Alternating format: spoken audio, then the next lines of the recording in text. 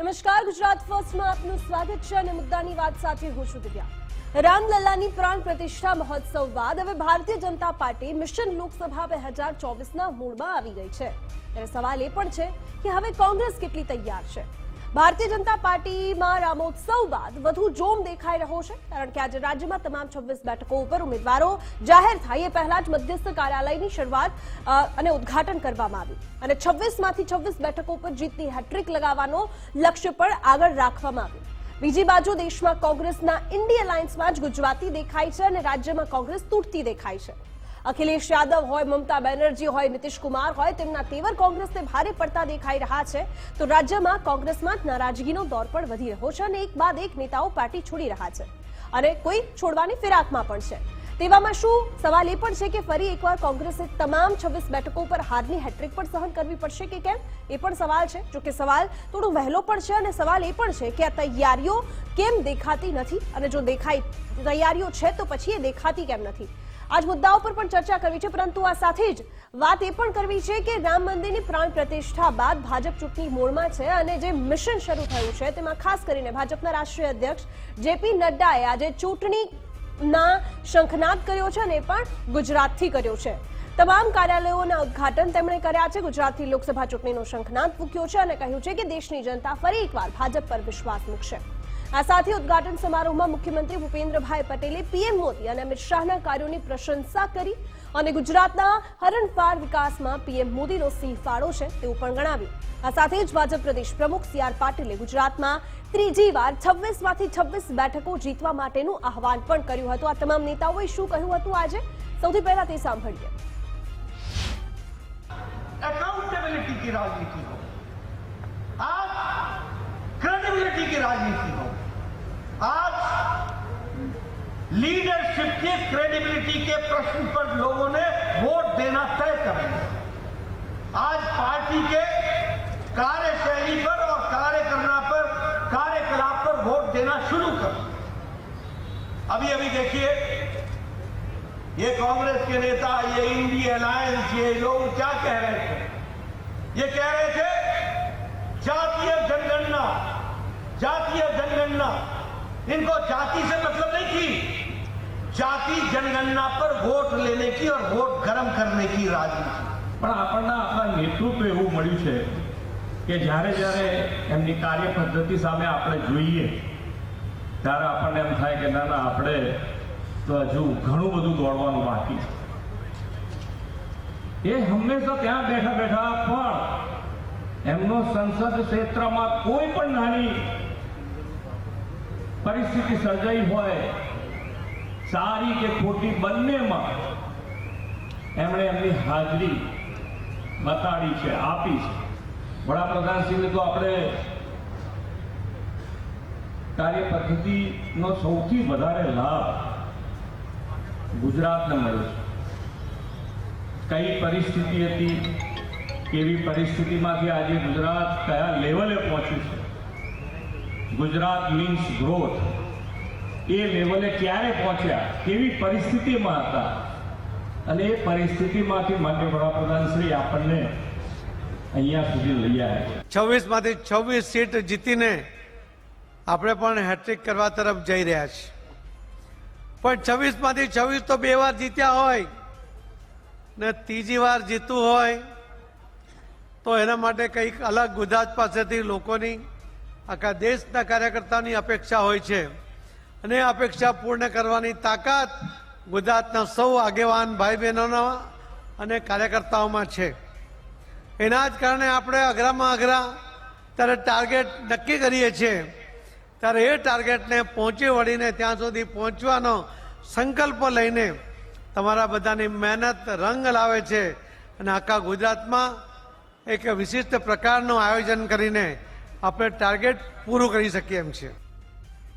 તો એક બાજુ ટાર્ગેટ પૂરું કરવાની ઓળ છે અને તેના માટેની તૈયારી છે, બીજી બાજુ કોંગ્રેસની પરિસ્થિતિને લઈને લોકસભાની ચૂંટણી પહેલા જ પૂર્વ રાજ્યપાલ વજુભાઈ વાળાએ પણ નિવેદન આપ્યું છે અને તેમણે કહ્યું છે કે કોંગ્રેસની કેટલીક વિકેટો ખરી ચૂકી છે, હજુ પણ કેટલીક વિકેટો ખરવાની છે। આ સાથે જ કોંગ્રેસના ઇન્ડી એલાયન્સ માટે તેમણે કહ્યું છે કે ચૂંટણી લડવા માટે એક શંભુ મેળો એકઠો થયો છે, આ શંભુ મેળાને જૂનાગઢ તળેટીમાં મોકલવાની જરૂર છે તેવું પણ તેમણે કહ્યું હતું। શું કહ્યું હતું એ પણ સાંભળીએ। વચ્ચે ખડી વિકેટો ખડીને વધવાના છે. પણ હું કહું કે 1967 ગુજરાતની વિધાનસભામાં સ્વર્ગીય ચિમનભાઈ શુક્લ એકમાત્ર ધારાસભ્ય હતા. એકમાંથી 156 થયા ને. લોકસભા ઉખેડીને જ રહેશું. કોંગ્રેસ એકલાથી ચૂંટણી નહોતી લડાતી, એટલે બધોય શંભુ મેળો એને ભેગો કર્યો છે. એ શંભુ મેળોને આપણે ગિરનારની તળેટીમાં યાત્રા કરવા મૂક્યાવાના છે.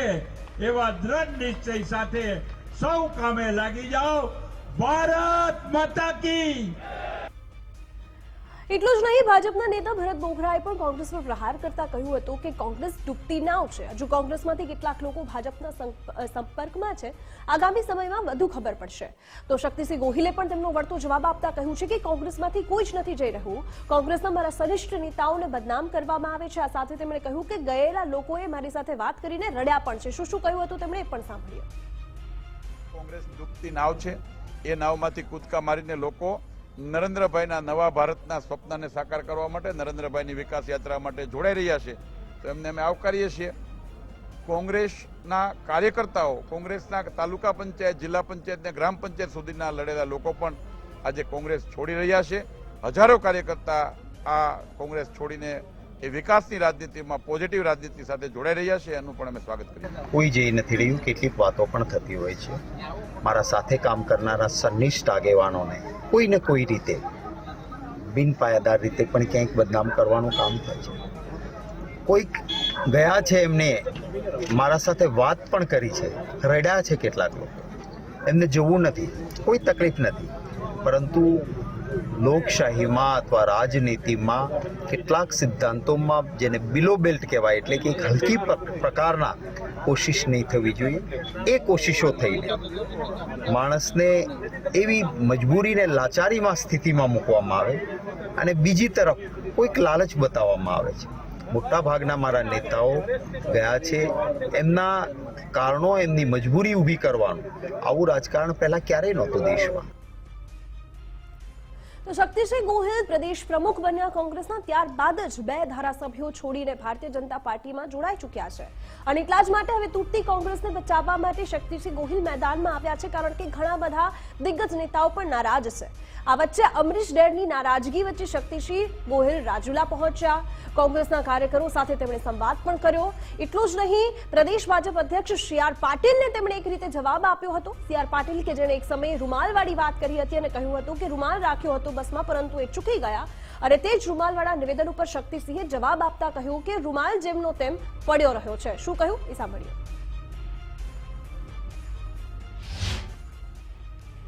રૂમાલ પડ્યો રહ્યો.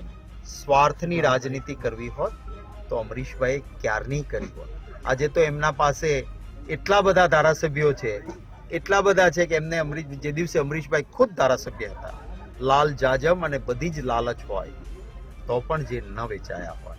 મને ગૌરવ છે મારા આવા મિત્રો ઉપર, મારા આવા નેતાઓ. અને રૂમાલવાળી વાત જ્યારે શક્તિસિંહ ગોહિલે કરી છે, ત્યારે થોડા સમય પહેલા CR પાટીલ દ્વારા શું કહેવામાં આવ્યું હતું, CR પાટીલે અમરીશ ડરને લઈને શું કહ્યું હતું, એ પણ એક વખત સાંભળી લઈએ.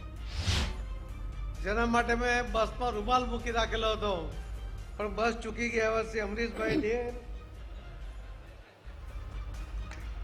શ્રી રઘુભાઈ હુંબલ મારો મિત્ર છે, હું એને લાવવાનો જ છું હાથ પકડીને. જો અમરીશ કેટલા લોકો તારી પાસે છે. તો જે રીતે અત્યારે રાજ્યની રાજનીતિ ગરમાઈ રહી છે, એક બાજુ એક બાદ એક નેતાઓની નારાજગી કોંગ્રેસમાંથી સામે આવી રહી છે. એ અમરીશ ડેર હોય, એ પૂંજા વંશ હોય કે લલિત વસોયા હોય, અનેક નેતાઓ. અને એમાંથી જ ઘણા બધા નેતાઓ ભારતીય જનતા પાર્ટીમાં જોડાવાની વાતો થતી હોય. અને એ વચ્ચે આ પ્રકારના નિવેદનો. અમારી સાથે એસોસિએટેડ એડિટર જોડાઈ ગયા છે દીક્ષિત ઠકરાર. દીક્ષિત, આ રાજનીતિને કઈ રીતે જોઈ શકાય? એક બાજુ ભારતીય જનતા પાર્ટી એક બાદ એક નેતાઓને પોતાના પક્ષમાં લાવવા માટેની તૈયારીઓ કરી રહ્યું છે, અને બીજી બાજુ શક્તિસિંહ ગોહિલ એક નેતાને બચાવવા માટે હવાત્યા મારી રહ્યા છે. દિવ્યા, તૂટતી કોંગ્રેસને બચાવવા શક્તિસિંહ પણ ગ્રાઉન્ડ ઝીરો પર ઉતર્યા છે. વાત છે રાજુલાની. રાજુલામાં ગઈકાલે એક સામાજિક કાર્યક્રમ હતો, તેમાં શક્તિસિંહ ગોહિલ પહોંચ્યા હતા. અને સ્વાભાવિક છે, અમરીશ ડેર પણ હાજર હોય ને પત્રકારોએ મોકા પર પૂછી લીધું કે અમરીશભાઈ તો ગમે ત્યારે ભગવો ધારણ કરે તેવી સ્થિતિ છે, કારણ કે CR પાટીલ એક નહીં અનેક વખત જાહેરમાં આમંત્રણ આપી ચૂક્યા છે. જોકે પાર્ટીએ ગઈકાલે શક્તિસિંહે દાવો કર્યો કે અમરીશ ડેર ક્યાંય નથી જવાના, આ રૂમાલ અહીંયા જ રહેવાનો છે ને અહીંયા જ રહેશે. એટલે કે ખૂબ ઇન્ટરેસ્ટિંગ એક રાજનીતિ છે તે ગુજરાતમાં ચાલી રહી છે. પરંતુ શક્તિસિંહને પણ અંદરથી ખબર છે કે શું થવાનું છે, અમરીશ ડેરને પણ અંદરથી ખબર છે શું કરવાના છે. આ તમામની વચ્ચે કિશન કાંટેલિયા સતત કોંગ્રેસ પર ધ્યાન રાખતા હોય છે. કિશન, કોંગ્રેસ પણ ગયા હતા, દાવો તો થઈ ગયો કે રૂમાલ ત્યાં જ રહેશે, ભરોસો છે શક્તિસિંહને પોતાને પણ કે આ રૂમાલ ત્યાં જ રહેવાનો છે? જો કોંગ્રેસના નેતાઓ જ્યારે ભાજપમાં જવાના હોય ને ત્યારે એમને કોંગ્રેસ માટે સારા નિવેદનો આપવાની જો વાત કરીએ તો આજે હું સૌથી પહેલા યાદ કરીશ કુંવરજી બાવળિયાને કે મારી આંગળી કાપી નાખજો. એ કુંવરજી બાવળિયા અત્યારે ભારતીય જનતા પાર્ટીના કેબિનેટ મિનિસ્ટર છે દીક્ષિત. પછી વાત કરીશ આજે જવાહર ચાવડાની, જેનું નામ જવાહરલાલ નહેરુ ઉપર એના પરિવારે પાડ્યું હતું. અને એ જવાહર ચાવડા એમ કહેતા અને કેવા જોક્સ એ આદરણીય વડાપ્રધાન માટે કરતા એ આખા ગુજરાતે સોશિયલ મીડિયામાં જવાહર ચાવડા માટે જોયા છે અને સાંભળ્યા છે. એ જવાહર ચાવડા એ ભારતીય જનતા પાર્ટીમાં મિનિસ્ટર રહી ચૂક્યા છે. અને ત્રીજા નંબરે હું આજે કોઈને યાદ કરું તો એ બ્રિજેશ મેરજા એ પણ મિનિસ્ટ્રીનો સ્વાદ ચાખી ચૂક્યા છે.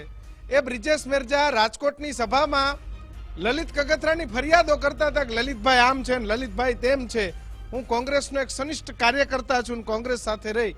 એ બ્રિજેશ મેરજા બીજા દિવસે રાજીનામું આપી અને ફટ્ટ કરતા ભારતીય જનતા પાર્ટીમાં જોડાય. અને વિજય ચાવડા, હાર્દિક પટેલ, અલ્પેશ ઠાકોર, કિશન નામ લે ને તો આખી સીડી છે. પણ અમરીશ ડેરનું શું થવાનું છે? એટલે આમાં હું તમને એ જ સમજાવવા માંગુ છું કે હાર્દિક પટેલ, અલ્પેશ ઠાકોર તો કહેતા રાજનીતિમાં ક્યારેય નહીં આવું. હાર્દિક પટેલ કેવું બોલતા એ આપણે સૌએ સાંભળ્યું છે. અને આવા ગણવા જાય તો અડધી વિધાનસભા દીક્ષિત આવી જાય કોંગ્રેસમાં, પરંતુ એ બધામાં આપણે નથી પડતા. પણ અમરીશ ડેરના રૂમાલને લઈ અને શક્તિસિંહે આજે કેવું પડે કે આ રૂમાલ અહીંયા જ રહેવાનો છે, એ પણ એક પ્રશ્નાર્થ કોંગ્રેસ માટે ને અમરીશ ડેર માટે ઊભો થાય છે કે તમને જ તમારા માટે તમારે જ નિવેદન કરવા પડે. એનો મતલબ કે તમે વાતને રદિયો આપો છો કે અમરીશ ડેરનો ક્યાંક રૂમાલ આમથી આમ થવાનો હતો, એ રૂમાલ હવે આમ થવાનો નથી. આ વાતને શક્તિસિંહ ગોહિલે રદિયો આપ્યો છે.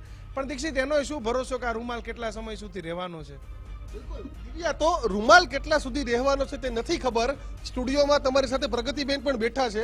બેનનો પણ વિશ્વાસ લઈ લેજો કે તમે કોંગ્રેસમાં રહેવાના છો કે નહીં. પરંતુ અત્યારે કોઈ નેતાઓનો ભરોસો છે તે નથી. પરંતુ તમે પ્રગતિબેનને મારા વતી પહેલો સવાલ પણ પૂછી લેજો અને કહેજો કે ઓન કેમેરા રેકોર્ડ પણ થઈ રહ્યું છે.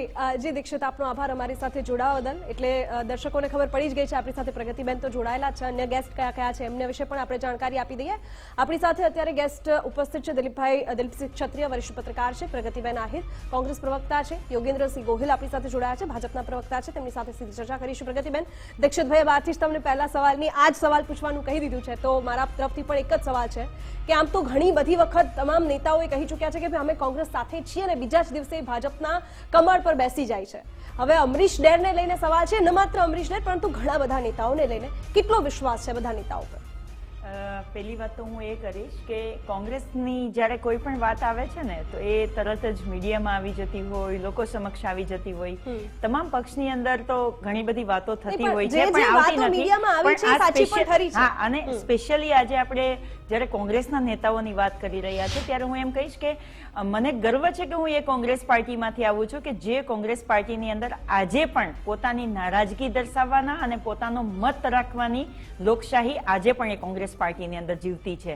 અને મને સિરિયસલી અમારા લોકોના કદાચ મનભેદ હોઈ શકે, ક્યારેક કોઈ નિર્ણયોમાં મનભેદ થતા હશે, પણ મનભેદ નથી થતા, ખાલી મતભેદ જ થતા હોય છે. અને અમારા નેતાઓ જે કોઈ છે જે કોંગ્રેસ પાર્ટીની સાથે અત્યારે જોડાયેલા છે, કોંગ્રેસ પાર્ટીની સાથે જ રહેવાના છે.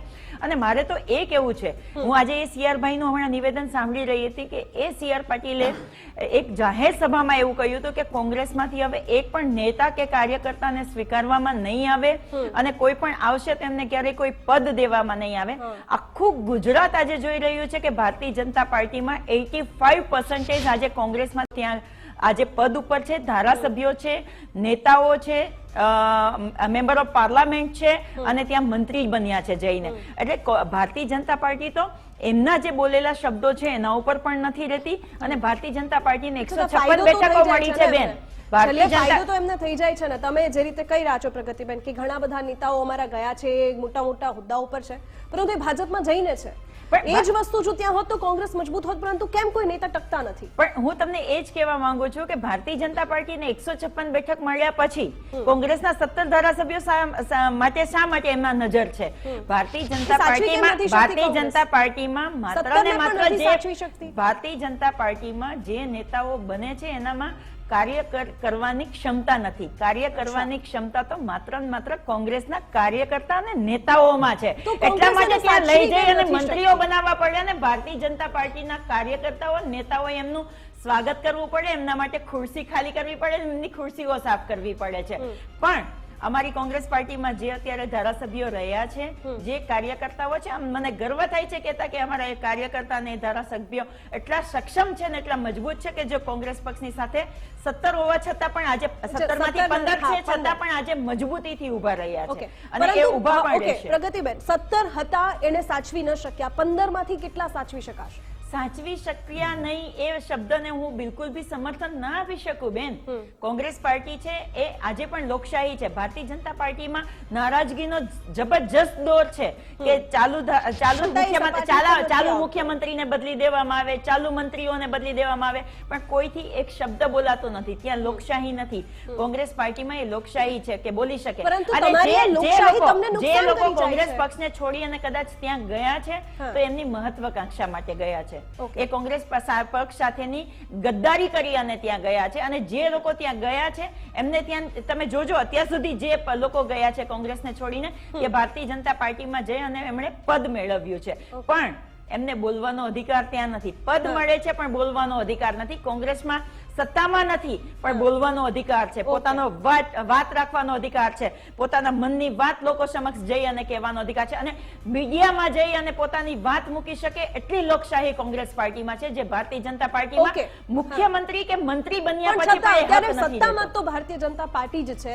યોગેન્દ્રભાઈ, જે રીતે તૈયારીઓ તો અત્યારે ફૂલ દેખાઈ રહી છે ભારતીય જનતા પાર્ટીની, પણ ફરી સવાલ એ જ કે આટલી મોટી કેડર હોવા છતાં, આટલી મોટી સંખ્યામાં કાર્યકર્તાઓ હોવા છતાં પણ એ 17 જેટલા ધારાસભ્યોની કેમ જરૂર પડી જાય છે ભારતીય જનતા પાર્ટીને?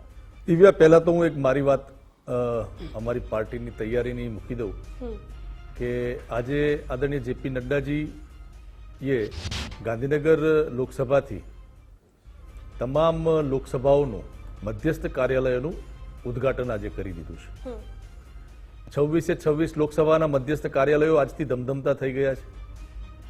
અમે એ કાર્યકર્તાઓ છીએ કે 365 દિવસ લોકોની વચ્ચે રહીએ છીએ, 365 દિવસ લોકોના સુખ દુઃખમાં સાથે હોઈએ છીએ, છતાં કોંગ્રેસના નેતાઓની જરૂર પડે. એટલે અમે જે કામ કરી રહ્યા છીએ, આદરણીય નરેન્દ્રભાઈ મોદી જે પ્રમાણે વિકાસ કરી રહ્યા છે, આદરણીય નરેન્દ્રભાઈ મોદી જે ગરીબ, શોષિત, પીડિત, વંચિતો માટે યોજનાઓ થકી એમને ગરીબી રેખાથી નીચે આગળ ઉપાડી રહ્યા છે, આ બધા કામોને લઈને અમે જનતા સુધી જવાના છીએ. નરેન્દ્રભાઈ મોદીએ જે કઈ ગેરંટી આપી હતી એ પૂરી થવાની ગેરંટી પણ નરેન્દ્રભાઈ મોદી જ છે, એ સાબિત કરી દીધું છે. અમારા સંકલ્પ પત્રોની અંદર જેટલી પણ અમે વાત કહી હતી આજે પૂર્ણ કરી ચૂક્યા છીએ અમે. હવે જનતાનો વારો છે. આપે જે વાત કરી કે કોંગ્રેસના ધારાસભ્યો કેમ આવે છે અને ભાજપમાં કેમ આવે છે, તો બેન હું તમને એટલું જ કહીશ કે ભારતીય જનતા પાર્ટી કોંગ્રેસના ધારાસભ્યોને આમંત્રણ આપવા નથી જતી, પણ હમણાં જેમ પ્રગતિબેને કીધું કે એમની વાત મૂકવાનો અધિકાર એમની પાર્ટીમાં એમને છે, એટલે એમની વાત એમને મૂકી, એ વાત ના સાંભળી એટલે એ લોકો ભારતીય જનતા પાર્ટીમાં આવતા હશે. એમની આઝાદીને હું બિરદાવું છું, પણ એ આઝાદ લોકો કેટલા દુઃખી હશે કે એમનો આઝાદ નિર્ણય લઈ અને ભારતીય જનતા પાર્ટીમાં આવી રહ્યા છે. યોગેન્દ્રભાઈ, તમે એમના દુઃખની વાત કરો છો તો પછી ભારતીય જનતા પાર્ટીના નેતાઓ કે જેમનું પદ જાય છે તે કોંગ્રેસના આવેલા નેતાઓને મળી જાય છે, તો શું એ દુઃખી નથી? દિવ્યાબેન, ભારતીય જનતા પાર્ટીનો કાર્યકર્તા ક્યારેય પદ માટે નથી ભારતીય જનતા પાર્ટીમાં જોડાતો. અચ્છા, અહીંયા હું તમને એક વાત કરી દઉં. ભારતીય જનતા પાર્ટીમાં પહેલો કાર્યકર્તા જ્યારે જોડાય છે ત્યારે એ રાષ્ટ્રની સેવા કરવા માટે જોડાય છે. પહેલા પ્રથમ રાષ્ટ્ર છે અમારી પાર્ટીનું સૂત્ર, પછી પાર્ટી છે ને પછી સ્વયં છે. પાર્ટીમાં રાષ્ટ્રની જે સેવાની, રાષ્ટ્રની સુખાકારીની વાત કરતો હશે એક માણસ ભારતીય જનતા પાર્ટીમાં 100% ચાલશે. કોઈ પણ માણસ આવે છે તો અમે શેની માટે ન સ્વીકારીએ? જ્યારે અમારી વાત અમારા ડૂઝ એન્ડ ડોન્ટ સ્વીકારવા માટે તૈયાર હોય તો એને 100% અમે સ્વીકારવા તૈયાર છીએ. ઓકે, અમારું શીર્ષસ્થ નેતૃત્વ નક્કી કરે છે કે કોને લેવા કોને ન લેવા. મારે તો હવે આ આપણા ટીવી ચેનલના માધ્યમથી બોલવું થોડું પછી અજુગતું લાગે. કોંગ્રેસના નેતાઓ આવશે, એમને પદ મળશે, તો પછી જેટલા લોકોને પદની ઈચ્છા હશે એમને કઈ વાંધો નહીં આવે. પદની ઈચ્છા ભારતીય જનતા પાર્ટીનો હશે કાર્યકર્તા એમ. રાખતો જ નથી. ઘણા બધા નેતાઓની જ્યારે નારાજગી રાખતો- વિધાનસભામાં દેખાય. આજે અમારા અપક્ષ ત્યાં લડ્યા અને જીત્યા શક્તિ પણ. કેન્દ્રનો પ્રમુખ હોય ને બેન, હા. એની પણ એટલી તાકાત છે ઓકે. અને મુખ્યમંત્રી તમે મને મારો જવાબ નથી આપતા. ઘણા બધા શક્તિ નેતાઓ કેન્દ્રના પ્રમુખની પણ એટલી વિધાનસભામાં તાકાત છે અને મુખ્યમંત્રીશ્રીની નારાજ પણ એટલી પણ રહ્યા, તાકાત છે. અપક્ષ એટલે પણ રહ્યા દરેક અને કાર્યકર્તાને સરખું સન્માન મળે છે, દરેક કાર્યકર્તાઓના કામ થાય છે અને દરેક કાર્યકર્તા સુખી છે. ત્યારે જ અમે વિશ્વની સૌથી મોટી પાર્ટી તરીકે આજે ઉભરી આવ્યા. એકચ્યુઅલી તમે ડુ એન્ડ ડસ કહી રહ્યા છો ને, પણ ભારતીય જનતા પાર્ટીમાં આવ્યા પછી ડુ એન્ડ ડાઈ થઈ જાય છે. ત્યાં કઈ પછી બોલવાનો અધિકાર નથી હોતો, તમારા કામ બોલવાના કરવાનો અધિકારને લઈને તો નથી લોકો હોતો. ત્યાં બોલવાનો અધિકાર હોવા છતાં આ મને તકલીફો હશે બતાવો, ત્યારે જ પાછા ભાઈ, આવ્યા છે ને હાર્દિક- પ્રગતિબેન. હાર્દિકભાઈ પટેલ જ્યારે તકલીફો કોંગ્રેસમાં હશે રહીને કેટલું બોલી ત્યારે જ શકતા ભારતીય હતા. જનતા પાર્ટી ત્યાં વચ્ચે આવીને આવ્યા એક છે ને. શબ્દ અલ્પેશભાઈ ઠાકોર કોંગ્રેસમાં તો જ્યારે આજે ન એમનું દેખાઈ નથી સાંભળ્યું, રહ્યા, યોગેન્દ્રભાઈ. કોંગ્રેસમાં જ્યારે રજૂઆત કરી પણ સાંભળ્યું નહીં, આવેલા કોંગ્રેસમાં નેતાઓ એમના કામ ન ત્યાં થયા, આવીને જનતાને એમને જવાબ શબ્દ ન નથી આપી બોલી શક્યા, શકતા. જનતાનું કામ ન કરી શક્યા. બિચારો ધારાસભ્ય ક્યાં જાય? અરે પણ એને તો જનતાએ મત આજે આપ્યા છે. ધારાસભ્ય થઈ અને અલ્પેશભાઈ ઠાકોરને તમે ક્યાં જોઈ રહ્યા છો? આજે અલ્પેશભાઈ ઠાકોર હાર્દિકભાઈને એમના ક્યાં જોઈ વિસ્તારમાં રહ્યા છે, છો? હાર્દિકભાઈ એમના વિસ્તારમાં છે. ક્યાં બોલે બોલ એક શબ્દ એમનું એક ધારાસભ્ય નિવેદન છે સામે- બેન. અરે ભાઈ, તમારા ધારાસભ્ય છે, કેન્દ્રના આનાથી નેતાઓને કેવી મોટી વાત ખાલી હોય એક છે? મીડિયાની સામે આવવાની બંને મનાઈ ધારાસભ્યો છે. છે. માત્ર ને માત્ર નરેન્દ્રભાઈ અને અમિતભાઈ જે નિવેદન આપે એ જ થાય છે. તમારા કેન્દ્રના એક તો અમારું મિનિસ્ટરનું શીર્ષસ્થ ક્યારેય નેતૃત્વ નિવેદન- છે. પણ ક્યારેય તમારા તમે એક તમારા મિનિસ્ટરનું શીર્ષસ્થ નેતૃત્વ કેમ નેતૃત્વનું અમે નથી કરતા? સાંભળ્યું નથી તમારા તમે તમારું નેતૃત્વનું. શીર્ષસ્થ, એ જ સંસ્કાર છે ભારતીય જનતા પાર્ટીના. ઓકે, દિલીપભાઈ, આ જ પ્રકારની રાજનીતિને લઈને લોકસભાનું ચિત્ર કેવું દેખાઈ રહ્યું છે આપને? દિવ્યા, સૌથી પહેલું છે ને, મેં એક ખૂબ જાણીતા લેખકને થોડા સમય પહેલા વાંચ્યો તો રાજનીતિ ઉપર લખેલું એમનું પુસ્તક છે. હું એમના નામ સાથે નહીં, પણ એમનું એક બહુ સરસ કોટ છે કે ક્યારેય મહત્વકાંક્ષાઓ વગરની રાજનીતિ નથી હોતી અને રાજનીતિમાં લોકો મહત્વકાંક્ષાઓ સાથે આવે છે. બરોબર? એટલે એમાંથી તમે આખી વસ્તુ સમજી શકશો કે અત્યારનો જે આખો ખેલ ચાલી રહ્યો છે એ શું કામ ભાજપને કોકને લેવા પડે છે અને ભાજપમાં કેમ શું કામ કોંગ્રેસના લોકોએ જવું પડે છે. એનાથી પણ બહુ તમને એક ઇમ્પોર્ટન્ટ વસ્તુ કહું. લગભગ મેં 2-1 મહિના પહેલા સ્ટોરી કરી હતી જ્યારે કોઈ કોંગ્રેસમાંથી નહોતું ગયું કે Congress is going in a single digit before Lok Sabha. ત્યારે મને કોંગ્રેસના જ ઘણા બધા મિત્રોએ ખૂબ જ સોશિયલ મીડિયા પર ટ્રોલ કર્યો હતો અને કીધું હતું કે કોંગ્રેસમાંથી એક વ્યક્તિ પણ નહીં જાય. અને એના પછી જે સિલસિલો શરૂ થયો છે તમે પણ જોઈ શકો છો. છેલ્લે CJ ચાવડા અને હું ભરત બોગરાની વાત સાથે સહમત છું, મેની ઇન્ક્યુઝ. એટલે આ જે આખી સ્થિતિ છે ને, તમે જુઓ કે હું એને ભાજપની રાજનીતિમાં એવી રીતે સમજુ છું કે કોંગ્રેસના જેટલા સક્ષમ નેતાઓ છે એમને પહેલા પાર્ટીમાં લઈ લો, પાર્ટીમાં લઈને એમને પદ આપી દો અને પછી 5 વર્ષ પછી તમે એમને ગૂગલ પર શોધ્યા કરો. એટલે કોંગ્રેસ તો નેતા વિહોણી થઈ જ જાય છે અને અંદર ભાજપ પણ એ લોકોને એવા કરી દે છે કે ભાઈ તમે ક્યાંય ના નહીં રહેતા. હવે એ કોંગ્રેસના નેતાઓ શું કામ જાય છે? કારણ કે દરેકને મેં કીધું મહત્વકાંક્ષા હોય છે. દરેકના પોતાના નેતાઓના વેપાર, ધંધા, રોજગાર બધું જ એમનું સંકળાયેલું હોય છે. રાજનીતિમાં હવે હું હવેની વાત કરું છું, કોઈ સેવા કરવા નથી આવતું. એ પોતાની સેવા અને એ સેવા દ્વારા પોતાનું લક્ષ્ય મેળવવા આવે છે અને એ લક્ષ્યમાં ક્યારેક બાધા બને ને ત્યારે આ વસ્તુ ઊભી થાય છે. મૂળ જે તમે પ્રશ્ન કર્યો લોકસભા વાળો, તો CR પાટીલ છેલ્લા ઘણા સમયથી કહી રહ્યા છે, જો તમે સાંભળતા હશો, કે 5 લાખ પ્લસ માર્જિનથી જીતવાનું. એ લોકોએ પહેલાથી 26 બેઠકો જીતી લીધી છે. તમે જો કે સતત એ કહી રહ્યા છે કે 26 બેઠકો હવે આપણે એમાંથી એકે જવાની નથી. પણ હવે 5 લાખનું માર્જિન છે કે દરેક બેઠક 5 લાખ. હવે 5 લાખની માર્જિનમાં વચ્ચે કોણ નડે છે ખબર છે? આ કોંગ્રેસના ધારાસભ્યો. કારણ કે જો ત્યાંથી જીત્યા હોય તો એમનો ક્યાંક એમનો પાવર હોય અને એ લોકો ક્યાંક વચ્ચે નડતા હોય કે ભાઈ એ જો હોય તો એમનું જે 5 લાખનું માર્જિન છે એ ક્યાંક વચ્ચે આવીને અટકી જાય. એટલે તમે જો 1 by 1 ઇવન આપના પણ નેતા તમે જુઓ કે ભાયાણી વાળું જે આખું ચેપ્ટર થયું એ તો જીત્યા તરત જ જવાના હતા. ઇવન તમે જો 3 અપક્ષના ધારાસભ્યો વાળું જે ચેપ્ટર છે એ પણ બધાને ખબર છે. અને આ બધામાં તમે જો કે કોંગ્રેસના કે બીજા કોઈ પાર્ટીના નેતાઓને ભાજપને જરૂર નથી.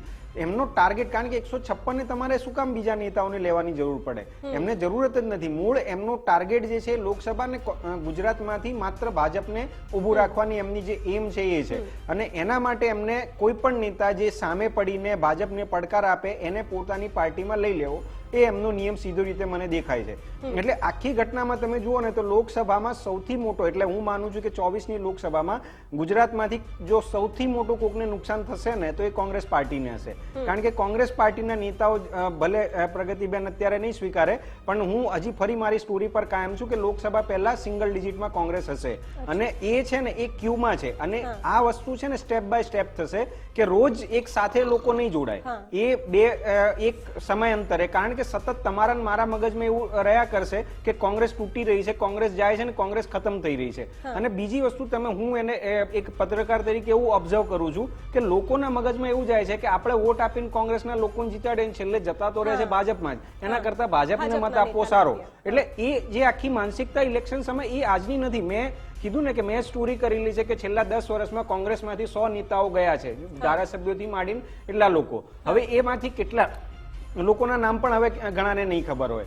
એટલે એ આખી વસ્તુ તમે જુઓ ને તો ભાજપ તો એક એમના રાઈટ ટ્રેક ઉપર છે. આપણને એવું લાગે છે કે ભાઈ એમના પાર્ટીના કાર્યકરોને જગ્યા નહીં આપીને કોંગ્રેસના કાર્યકરોને જગ્યા આપે છે, પણ આ હું એવું માનું ફ્યુચર અહેડ વિચારીને એ લોકો ચાલી રહ્યા છે કે આજે નહીં પણ 10 વર્ષે ભાજપ એવી સ્થિતિમાં હશે કે એમની સામે વિરોધ પક્ષ કે એમનો વિરોધ કરનાર કોઈ પાર્ટી ક્યાંય નહીં હોય. એટલે હું છે ને આને બહુ મોટો સ્ટેપ જોઉં છું કે જે આ કોંગ્રેસ કદાચ નથી સમજી શકતી કે ભાઈ એકના જવાથી, બેના જવાથી, એક બે ના નહીં.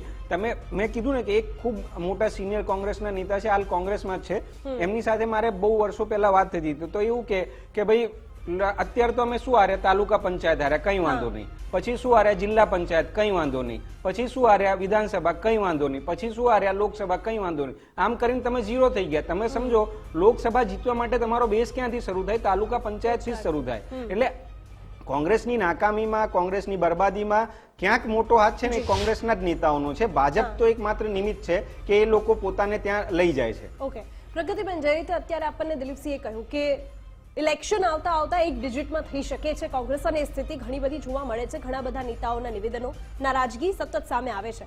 આપનું શું કહેવું છે? હું માનું છું કે અત્યારે જે 15 ધારાસભ્યો છે એમાંથી એક પણ વ્યક્તિ ભારતીય જનતા પાર્ટીમાં નથી જવાના. ભારતીય જનતા પાર્ટી દ્વારા એક કમિટીની રચના કરવામાં આવી છે કે કોંગ્રેસમાંથી કે સામાજિક આગેવાનોને તમે લોકો લઈ આવો પાર્ટીમાં.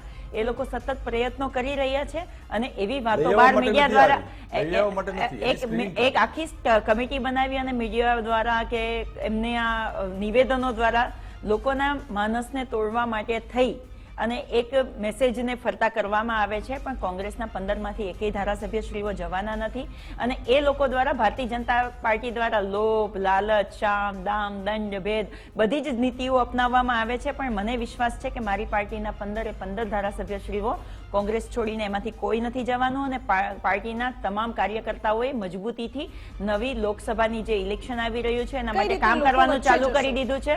આપણી 26 બેઠકો એટલે કે 26 લોકસભાની બેઠકો એટલે કે 7 એક લોકસભામાં 7 વિધાનસભા આવે. હમણાં અમારા માનનીય મુકુલ વાસનિકજી, માનનીય શક્તિસિંહ બાપુ અને માનનીય અમિતભાઈ ચાવડા એ લોકોએ જિલ્લા વાઇઝ અને એક લોકસભાની સીટ વાઇઝ બધાને બોલાવી અને ગ્રાઉન્ડ લેવલે કામ ચાલુ કર્યું છે. માનનીય શક્તિભાઈ અને અમિતભાઈ તો જિલ્લા ઉપર જઈ અને કાર્યકર્તા સંવાદનો પ્રોગ્રામ ચાલુ કરી દીધો છે. અને અમારા 2004માં 12 બેઠકો જીતી હતી કોંગ્રેસ અને ત્યારબાદ આપણે સતત કોંગ્રેસનો રકાસ લોકસભામાંથી જોઈ રહ્યા છે. છેલ્લી 2 ટર્મથી તો સતત હાર. શું આ હેટ્રિક મળે એવી પરિસ્થિતિ લાગે છે આપને કે પછી જે કાર્યવાહી થઈ રહી છે, જે તૈયારીઓ થઈ રહી છે તેનાથી થોડી ઘણી બેઠકો મળે એવી પણ શક્યતા?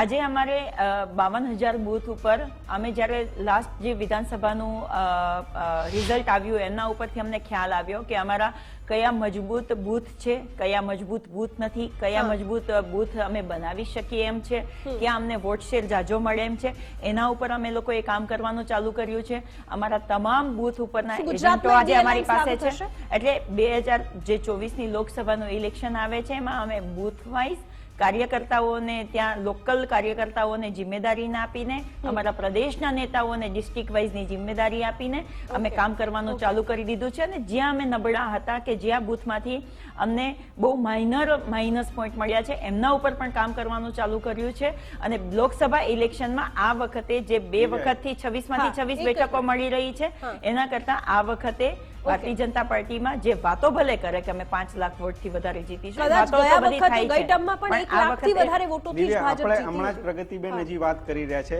અને હમણાં જ આ ભાજપનો ઓફિશિયલ મેસેજ મેં વાંચ્યો. હા. કાલે જ કોંગ્રેસનો ભરતી મેળો છે.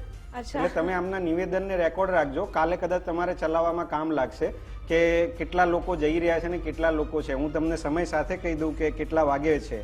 એટલે કદાચ પ્રગતિબેનને વિશ્વાસ આવી જશે કે જે કહે છે 15 સાથે રહેશે. હા 15 સાથે રહેશે. સમય છે સવારે 12:30 કલાકે, તારીખ છે 24 જાન્યુઆરી અને સ્થળ છે પ્રદેશ કાર્યાલય કમલમ. પણ હું તમને ચોક્કસથી કહી શકું ભાઈ દિલીપભાઈ કે કોંગ્રેસ છે ને એ ફિનિક્સ પક્ષી છે. જ્યારે ફિનિક્સ પક્ષીને પણ કેવું હોય છે કે એને પાણીની એક બૂંદ પણ ના મળે ને તો જમીન ઉપર પડી જતું હોય, પણ એને એક બૂંદ પણ પાણી નહીં મળે ને તો ફરીથી આસમાનમાં ઉડવા માંડે છે. અત્યારે ગુજરાતમાં સત્તામાં ક્યારે છે ઉઠશે કે કોંગ્રેસ? સરપંચ થી લઈ અને સંસદ સુધી ભારતીય જનતા પાર્ટીની સરકાર હોય, એમનું નેતૃત્વ હોય, તો એને આજે છતાં પણ કોંગ્રેસના ધારાસભ્યશ્રીઓ અને કાર્યકર્તાઓ ઉપર નજર છે. ઓકે. જે તાલુકા પંચાયત, જિલ્લા સમય થોડો પંચાયતમાં ઓછો અમારા છે. ચૂંટાયેલા લોકો છે એની ઉપર નજર છે. સમજો તમે કે સરપંચ થી સંસદ બેન, સુધી હોવા ભાજપની છતાં નજર પણ ભારતીય નથી. જનતા હજુ પણ પાર્ટીને તમે કહો, ડર કેટલો ભાજપની છે નજર નથી, કે કોંગ્રેસ કોંગ્રેસનો આવે છે. એક કાર્યકર્તા પણ એમના ઉપર ભાજપને ભારી છે. જરૂર નથી, તમે એમના પણ 1 લાખ સ્વીકારો છો. કાર્યકર્તા ભારતીય પણ જનતા કોંગ્રેસમાંથી પાર્ટીના અને દુઃખી અમારી થઈને કોંગ્રેસ માણસો આવી પાર્ટીનો રહ્યા છે. એક કાર્યકર્તા એમના ઉપર ભારી પડે કોંગ્રેસ છે. તૂટી રહી છે.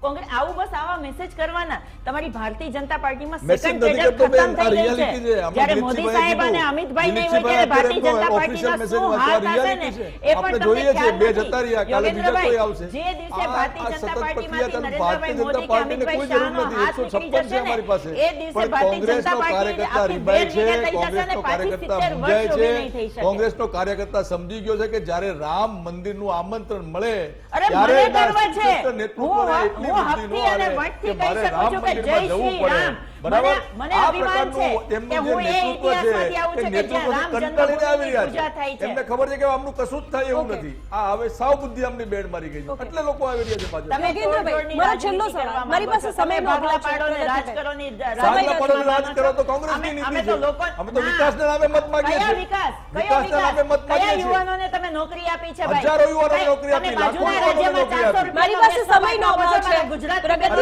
અને યોગેન્દ્રભાઈ. 12 રૂપિયા ઓછું 12 રૂપિયા લીટર ડીઝલ કેમ નથી આપતા? તમારા કોંગ્રેસના રાજ્યોમાં 12 રૂપિયા લીટર ડીઝલ ઓછું કેમ નથી આપતા તમે? જ્યારે ગ્રાઉન્ડ ઉપર જાશો ને આટલા લોકોને ટાઈમ સુધી મોંઘવારી 12 વિશે રૂપિયા પૂછો લીટર તો ઓછું ખબર પડશે. ભારતીય જનતા પાર્ટીની 2014 જ્યાં જ્યાં સરકાર છે તે આપી રહ્યા છે ટેક્સ સબમિટ કરીને. તમારા જ્યાં કોંગ્રેસનું રાજ છે ત્યાં મારી 12 પાસે રૂપિયા સમય ઓછા નથી. ડીઝલ નથી આપતા. લઈને અને લોકોની સમક્ષ જજો, લોકો તમને પેટ્રોલ રસ્તો ડીઝલ કેમ 12 બતાવશે. રૂપિયા ઓછા નથી આપતા તમારી સરકાર? દરેક પ્રગતિબેન રાજ્યની અને અંદર અમે આપીએ છીએ 12 રૂપિયા ઓછે. યોગેન્દ્રસિંહજી, સમય ઘણો ઓછો છે મારી પાસે. આપણે ઓલરેડી વધારે સમય લઈ લીધો છે. આપ ત્રણેય અમારી સાથે જોડાયા ચર્ચા બદલ, એ બદલ આપનો તમામનો ખૂબ ખૂબ આભાર. અને આ સાથે જ મુદ્દાની વાતમાં હાલ બસ આટલું. નમસ્કાર.